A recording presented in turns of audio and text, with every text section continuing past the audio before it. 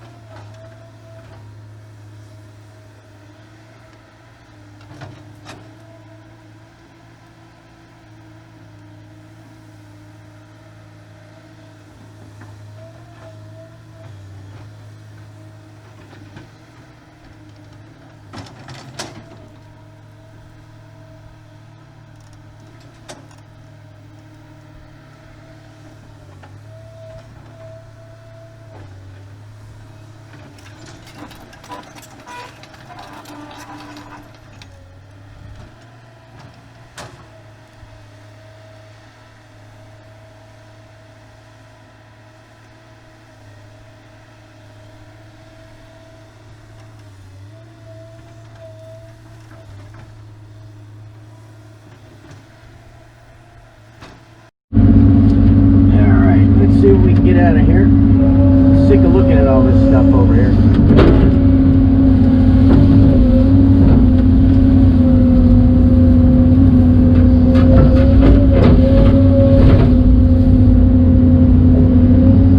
Get these trees out of the way so I can see.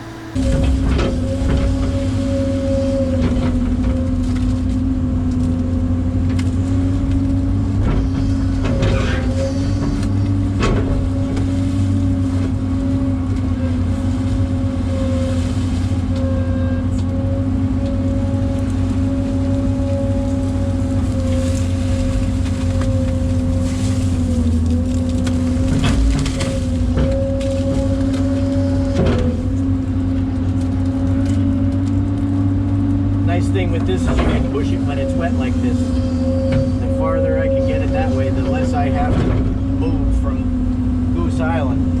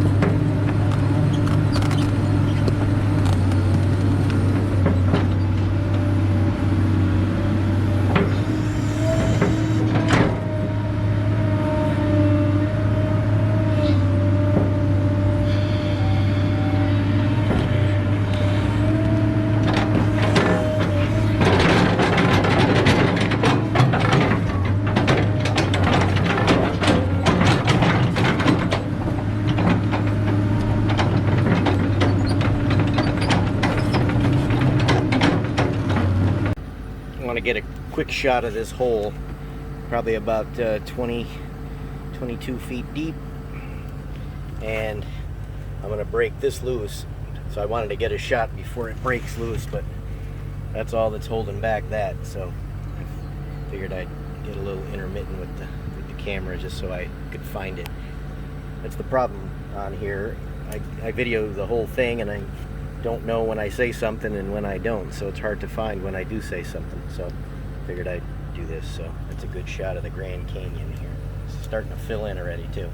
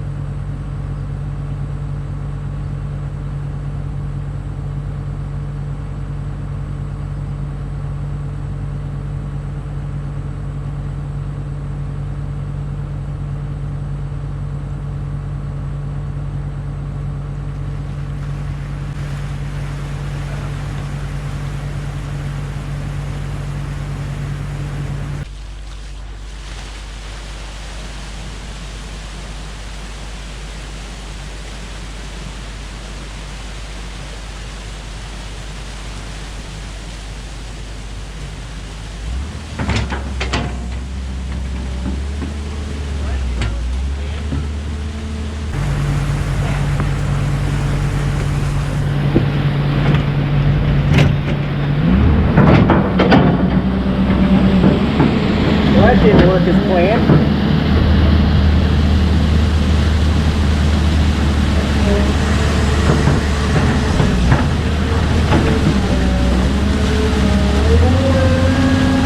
While I was setting up the tripod, it broke.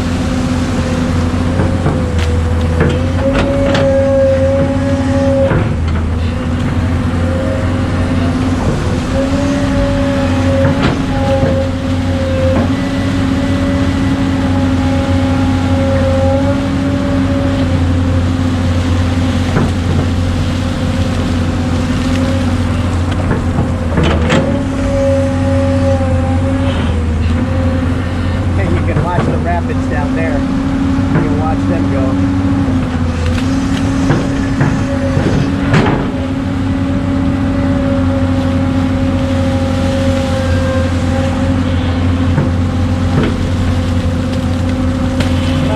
I made an interesting shot.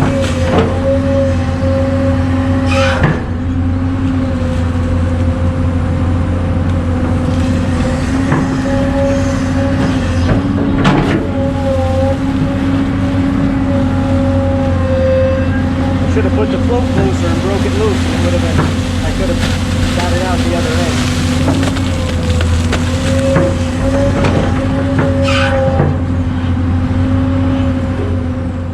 Well, here's a look. It's about 3:30, so it's just about a little under 3 hours.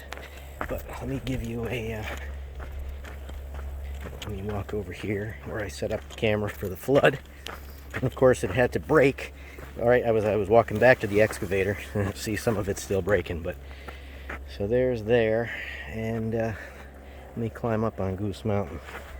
Give you a shot from the top. I'm probably going to take this down, at least to the height of these smaller piles here.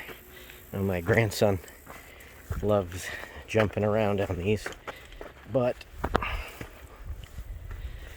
the geese don't seem to come up here, and there's a lot of material here, so you can see. I'll probably just take half of it down and leave it as an island. So there you go. So there's the float. At least now it's got a path to float out. I can get it out that way. But like I said, once this fills up, it'll be, 10 feet deeper than it is now. So it'll be good. But that wasn't bad for 3 hours, and I got, while it was dry, or relatively dry, you could see how spongy. This whole area in here, remember when I did Goose Mountain, I was sitting on, it was like sitting on sponge cake. So you can't stay on it too long. So there's a look. And we're supposed to get rain for the rest of the week. So I don't know when I'll be back out here, but I'm leaving the excavator over there. It's in high ground in case we did get a flood. It won't go up that high, God willing. So that's it for the day. Thanks for watching.